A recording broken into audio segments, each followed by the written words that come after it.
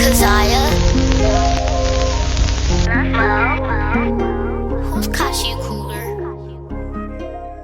you guys for tuning in to another episode of Kickin' It with Nay. Today I have Ayiana here. So we've known each other since kindergarten? Yeah. Preschool. Wait, did you go to preschool at Weston? No. I went to Lake Erie. So yeah, kindergarten. So it's 5. Yeah, 5. 2005. Yeah, that's crazy. So we kind of know each other a little bit more, but tell us about you. Give us a little summary. My name is Ayiana Byrd. I just graduated from Bethune-Cookman University. I'm a social science education major, and I want to teach real history. Okay. That's basically to sum it up. And I also own a boutique, Bird's Boutique, and I also do photography and videography. Alrighty. And so you said that you wanted to do history. What kind of history do you want to teach? So I just got done teaching honors U.S. history, but I would definitely want to teach just history in general, because I know for high school you can't just teach one, so I would teach like civics and everything like that. Okay. But long term, I would want to be a professor, so I can really, say what I really want to say and not have to be filtered. So yeah, okay. That's why I was wondering what you want to do in schools versus professors. I know they are more lax. Yeah. But you graduated from START. Yes. So tell us more about, I guess you graduating, moving from here to Toledo all the way down to Florida and going to an HBCU. It was definitely beyond the culture shock, and START was really the reason why I wanted to start, no pun intended, start, learning more about my history, because there was just a lot of ignorance going on. So really? I'm like, we didn't learn anything really about Black history besides the same stuff we always, Martin Luther King, Rosa Parks. And I'm like, once I took it upon myself to start learning more about my history, I'm like, everybody needs to know this, not just Black people. So yeah, that's dope. And that's because Caleb, he goes to START, and I never honestly asked about the culture there, because I went to Scott. So yeah, so pretty much we had 2-3 Caucasian people at a time, but my favorite class there was Africana Studies. I think we were one of the only schools in CPS who taught that, or Bowser or something. Yeah, we had it at our school, but it was a Caucasian man that taught it, and I just felt like I can't learn African American history but I was in Upper Bound. Shout out Upper Bound. Shout out Miss Alicia. We did it there, and I fell in love with it there, so I just kind of kept going with that. So okay, well, I'm gonna shout out Mr. Clark too, because he's a white man who taught it at Scott, but really? He is so cool. Everybody from Scott knows Mr. Clark, and he invited to the picnic. Yeah. But no, that's where he honestly taught me a lot. But you said research on my own, just finding stuff out on my own, but he really kind of sparked that initiative. So that's my minor now. So Africana Studies, and then I do media communications. But would you say you had any difficulties? I know you said it was a culture shock, but adjusting, moving all the way down there, especially with the culture shock? Yes. So one thing I would definitely tell people that are looking to go to college out of state, make sure you look at the natural weather conditions and things of that nature. There was 2 hurricanes just last semester alone. Wow. We were gone off campus for a month straight. So things like that, and also culturally, I never was really around a lot of Caribbean people up here, but pretty much everybody down there, they're either straight from the Caribbean or their parents are, so they're first generation. So that was and with that you have to see it's interesting to see different variations of Black people is very interesting, but also the different cultures, you have to keep that in mind when you're talking and interacting with people, because you might say something and they take it the wrong way and vice versa. So it was definitely a lot. Yeah, well, I never thought about that, especially from being from up here in Ohio. I'm I don't think I know one person, maybe somebody who would joke and be oh yeah, I'm Caribbean, but nobody actually. So that was interesting. Yeah, I got one friend, but it's not the same as being surrounded by it. Right. The food, ooh. Good, bad? Great. I wish Toledo, I'm looking for we need some more food spots over here. Yeah, so. Definitely. So would you say it's any pros or cons? Because I go to a PWI and you go to an HBCU. I always said I was going to go to HBCU. So what's the pros or cons? Do you like it? Okay, so The pros, I would say, are definitely, it teaches you how to be unapologetically Black. So it's like, I feel like up here, like I might be, well, before I went to school, I was a little bit nervous to really just speak my mind out in public. Especially like around people that don't look like us, like I'll tend to, fall back, but it teaches you how to like stand on your ground pretty much in any situation. It also is just great just to be around your people all the time, especially like I said, different cultures, like different types of people. Like it's very, very interesting. And also just like the guidance that you get from like the Black professors, and just seeing successful Black people is very like, inspiring. Of course. The cons. There's a lot going on in my school right now, Bethune-Cookman University. We can really get into that, but I'll say a couple cons are the lack of, the word, I don't know. it's a lack of a lot, but a lack of organization. Okay. So there's a lot of stuff that should not be going on that goes on, like them saying like, okay, so for example, I stayed in the honors dorm last semester. They forced me to stay in there because they said if you have over a 3.0, you have to stay there. But they just made up that rule that year. So I had to go down there and I had to pay $3,000 extra to stay in that dorm. Wow. To not have any AC the entire semester. And mind you, y'all, it's Florida. Like the low of the day is gonna be 79 degrees. Wow. So yeah, and then at my internship, I didn't have air either. So I was just hot and irritated all day. I'm terrible with being hot. Like, Yeah. I get mad so quick. And all they did was bring us a fan. They brought us a fan, which is just circulating hot air. So I wrote this real, I wouldn't say nasty, real informative email to them. I was supposed to meet up with them, but that was the same day we had to evacuate for a hurricane. Wow. So never really got to. So now, Cookman, if y'all see this, I need my money back. $3,000 a year. That's, especially forcing you to live there, that's pretty wild. That's terrible. I know a lot of people say like HBCUs on that point are good. Like the one football coach, isn't it? Oh, did y'all just get a new football coach? Yeah, his name. He was going in on TikTok. Yeah. I saw a clip. I'm like, damn. And I was like, he was really being nice, because he come from what I say on a daily basis about the school. Like, really? He really could have went in. Like, dang. So, but I'm definitely glad. Like, I'm glad for the students for standing up for everything that's going wrong, because it's like we're kind of taught like, oh, HBCUs, we should just used to it being underfunded or not having enough resources, but we're still paying for it at the end of the day. So I'm glad for the students for sticking up for themselves and all that. So hopefully some change comes. It should. That's a mess. Yeah. Especially if y'all paying for it, I would be pretty upset. Yeah. But it's like, with you going to a HBCU, what inspired you to, it may not be tied to it, but like what kind of inspired you to start your business? When did you start it? How did you get into fashion? So I've always had I've always loved fashion. Like, I don't know if you remember, like, we used to have those little sketches that we used to do at the table at OSN, just drawing, like, fashion, making, like, clothes and stuff, like, drawing them. So I've always had, like, no, it sounds corny, but a passion for fashion. I definitely started it, like, peak COVID, but I didn't know it was January 2020. And I would always so I have like an addiction to shopping online. Mm-hmm. So I'm like, okay, what can I find like that's cute for the best prices? Like, I love just finding stuff to buy online.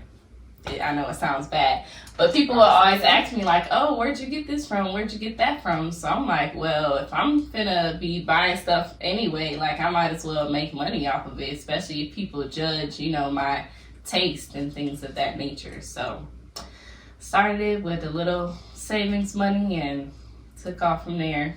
Okay, that's good. I know you have been doing good, especially I see you consistent on your social medias. I've definitely been getting more into that for 2023, not giving myself an excuse, because I kept saying, oh, I'll focus on it when I'm done with school. So I'm done now, so. You can put all into it. So describe how you juggle from teaching. I know you say you're going to be graduating soon. You already graduated, but walking soon. Yes. And doing your business. And you do photography. Like, how do you juggle all of that as well as, like, your personal time?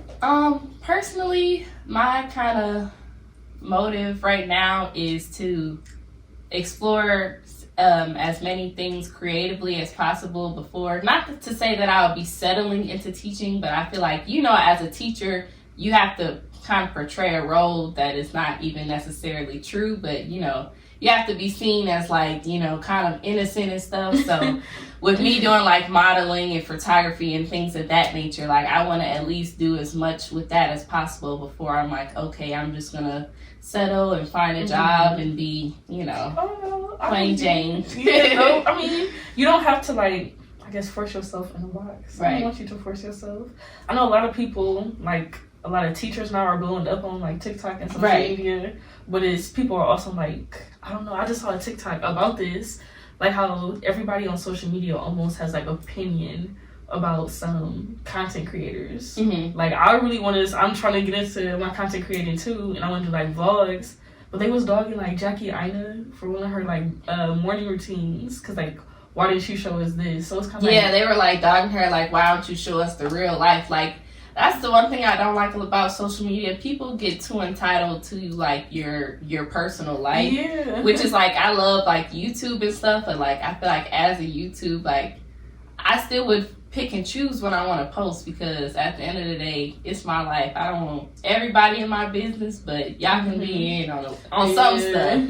So I feel like it's good to pick and choose. Of course, I get what they're saying, like, don't make it seem like your life is perfect, but I feel like they're assuming that her life is perfect based off of their assumptions, not her saying her life is perfect. So yeah, I think a lot like desensitizing some things as well. Like, why do you feel like you're opinionated to what I post, or just even like people sharing too much on social media too? It's kind of odd. Like, I don't know, like I've been going to a whole like TikTok, Instagram. That's why I'm trying to restrict myself on social media, because I don't want to know that much about you. Especially like stuff like the shade room and stuff. I just had to unfollow them. It's just too much. That's the best thing I've done. I haven't followed them like 2 years ago, and I only see stuff from like those type of social media sites. If somebody shares it, I'll interact. That's how I really get my celebrity. Because I honestly don't care. The only thing I liked is that they put it on, like, about my school and stuff, all the news. I like that they put it on there. I don't really support them, but it's, to get more traction out there, because we had to rally my freshman year to get the same thing that they're doing right now, get the board of trustees fired. We had to do that my freshman year because we were going to lose our accreditation. So basically that would have meant I would have went through all that school, and then my degree would have been pretty much null and void. So I didn't know about it. That is crazy. And to have the same thing essentially happen with like 3-4 years after, almost like repeating the cycle. I'm hoping this time it really sticks, because it's kind of like we just gave up. So, and you hate for y'all to go through all that for nothing, essentially. Because it's like, I'm glad I got out, but still for the people to come after me, and like just Mary McLeod Bethune's legacy in general, like I don't want that to go to waste just because of some greedy people. So that's really unfortunate. Wow. I always wanted to go to one. But with your schooling and with your business, what would you say, I guess, like when you first started off with your business, you said it was a height of the pandemic. Was there like a challenge that you experienced that you were least expecting? Or yes. What was it? So my thing was, my also advice, if you're going to start a business, especially with clothing, try to find U.S. vendors first. It's okay to have foreign vendors, but of course at that time, it was 2020. It really didn't hit us until around March. It was hitting in China in January. So that's when I had first started. So I was buying like a lot of stuff from like AliExpress and vendors like that. So I didn't get my packages until around August. For real? Yeah, because they were at work, like, but we didn't know until months later. So yeah, that was definitely a challenge, because I told everybody, oh, I'm starting my business, I got this, this, and this, and then it's like I'm looking like a liar because I don't have any of the stuff. But because I was in Ohio and it got sent to my school, but you got sent home. Yeah, so I had to wait till the next semester to go get it. So yeah, but I was able to sell the stuff. Like everything worked out, but that was definitely a challenge and made me feel like, what am I doing, with my life? So, really? yeah. So I guess, like, how did you, get over, like, the doubt that you may have experienced then, or what motivated you to keep going, especially with school shutting down during that time, and then, like, you started your business, and that's kind of happened? I think what kept me going, at first I was like, well, we're on lockdown. Like, once we first got on lockdown and everybody was just at home all the time, it was like, okay, well, nobody is really looking. But that's when everything started boosting up because everybody's at home. So, of course, they want to buy stuff online. So I'm like, okay, well, I can use this time to figure out, okay, what am I going to buy next, or what am I going to make next, like things of that nature. So I spent that time. I did like one of my first branding shoots in July of 2020. So with some of my friends from literally elementary school. So I was glad that people were able to support me still, because I felt like, my reputation wasn't, where it needed to be. No, I think it's good. You got your support on social media, like you said, your friends, and nobody came out and asked you or anything. Yeah, so you good. Yeah, I definitely made it up to the first customers. So. Would you do anything differently now? I guess looking at your younger self back then, when you first started off versus where you are now. I would definitely do more research before picking a college. Because my thing was kind of, I know I definitely wanted to go to an HBCU, but I also had got a full ride. Okay. So it was like, might as well, right? But I would have researched, okay, well, they do get hit. They have hurricane season every single year from November or July to November. Wow. So I would have took that and having to travel back from Florida to Ohio, especially when you have to, it's just a sudden hurricane, everybody has to leave. That was very, stressful. So I would do more research when it comes to picking a college as well as my major. I'm pretty satisfied with my major because you can pretty much do a lot of stuff with a teaching degree, even if you don't teach. But also with my business, I would have did more research as to, I guess, I don't know. With that's just a whole different thing because it was COVID, so we really didn't know. But I would have definitely did more vendor research and research into my target market. I feel like at the beginning I was just buying stuff because I thought it was cute. And then I would just have a lot of stuff in my inventory, but it's if nobody's buying it, it's you wasting. So definitely do more research just all around. And you said with your target area, I guess do you have a target area in mind, or are you looking at the trends, what's popular at the time? I'm kind of a mix. I always want to bring my creative side or things that I like to it, but I also, my whole motivation for the boutique was for it to be all inclusive. So I don't necessarily have maybe an age range, maybe 18 to 25. But even then, I don't like to I want it to be not a lot of restrictions. So I wanted it to be for everybody, girls, the gays, theys, everybody. So yeah. Okay. And so I know you, like you said, you are a woman of many talents. So how do you tie in your photography with your business? You said you had your first brand shoot, and I see you doing a lot of shoot yourself. So talk about your photography side, your videographer. Yes. So my mom has been a photographer since I was around 12 years old. Bird's Eye Photo Productions, get with her. So she pretty much taught me everything that I know about taking pictures. I've always been her assistant with things of that nature. I feel when I was younger, it was kind of something that I didn't like doing because it was kind of forced. Really? But now that I'm she gave me, she just gave me a new camera, but she gave me a camera. And once I started getting into my own creative, taking pictures and things like that, I'm okay, I actually do like this. So yeah, I also started tapping more into videography because with my boutique, it's yeah, I can show the clothes and pictures, but if I can, get people in real life, I like that. And just capturing moments in real life through videography. I like doing both at the same time. So definitely it helps a lot with my boutique because I can, take all of my inventory pictures myself. I don't really have to go outward, even though I still like to support other Black artists and things of that nature. But definitely helps with, especially when it's time to sell some new stuff. So yeah, you can do your creative side to it. Right. You can do it yourself versus having to wait for somebody. I think that's a lot of, at least on my side, I'm trying to get into creative, but I applaud you. I'm trying to be more creative. We got it in us. We can do it for sure. We got this gonna be our year. Right. We're gonna be more serious with the content. So Right. We got it. So y'all gotta hold us accountable. Yes.